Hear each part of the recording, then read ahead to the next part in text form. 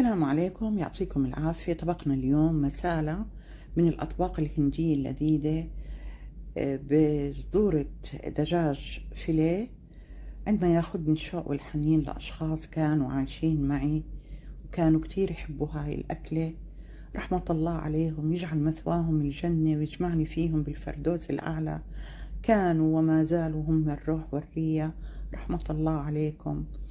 عند صدور الدجاج فيليه مقطعتها مكعبات، بضيف قليل من الملح ورشة خفيفة من الفلفل الأسود ومقدار ربع ملعقة صغيرة من الكزبرة الناشفة وربع ملعقة صغيرة من البهارات المشكلة. وعندي تندوري مسالة بضيف ملعقة، وعندي جرام المسالة. تعتمد هاي الأكلة على هاي النوعين البهارات لازم تكون موجودة. أكلة جدا لذيذة تبارك الرحمن وما شاء الله. وبضيف مقدار ملعقة كبيرة من المعجون البندورة، ربع فنجان صغير زيت نباتي، وبتبلهم بهاي الطريقة. اللهم ديمها علينا وعليكم من نعمة واحفظها من الزوال، لا تحرمها لحدا ويطعمي كل محروم وجوعان، اللهم آمين.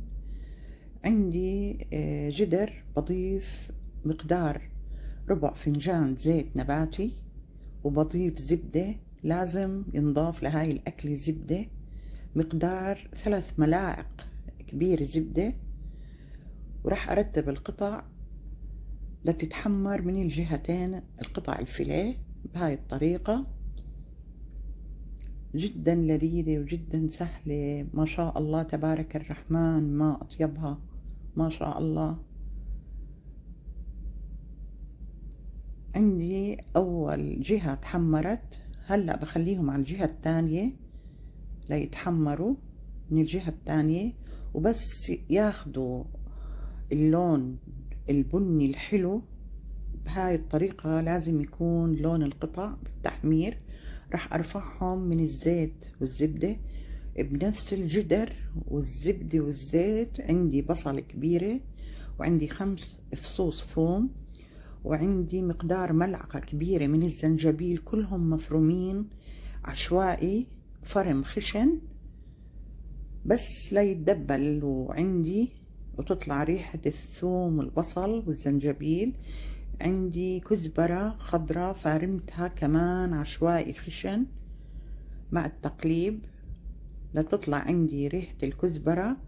عندي 3 حبات بندورة وملعقتين معجون بندورة، برضو فارم البندورة عشوائي. هلأ راح أضيف البهارات.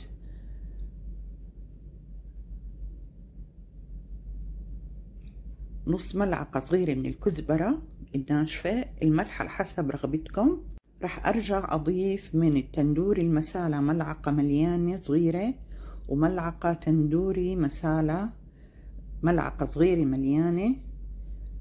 زي ما ذكرت هاي الأكلة لازم هاي النوعين البهارات يكونوا موجودين. واللي بحب الفلفل الحار، أنا ضفت قليل جدا من الفلفل الحار الأحمر البودر، وراح أخليهم من 3 ل4 دقائق ليتسبكوا على نار هادية. بعدين ضفت كاس كبير مي سخنة.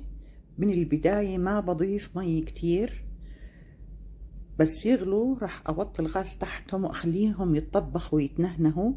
بعدين بخليهم بالخلاط بخلط المكونات. هلأ راح أخلطهم، وبنفس الجدر برجعهم على الجدر بعد ما خلطهم.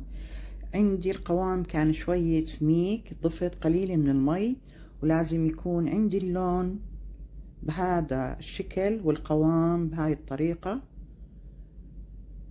هلأ برتب قطع الفيليه وبخليهم تقريبا نص ساعة ليتطبخوا مع بعض.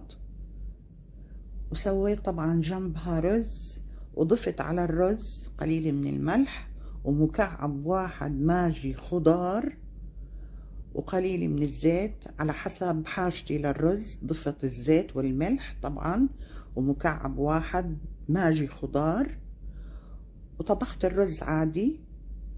عندي بودر جوز الهند، أنا مخففته بالمي، بزين الطبق فيه. لازم نزين الطبق بجوز الهند. إذا عندكم سائل ممكن تستخدموه. وزينتها بالكزبرة الخضراء، وبقدم الطبق بالعافية علينا وعليكم. جدا لذيذ ما شاء الله تبارك الرحمن، من الأطباق الهندية اللذيذة جدا.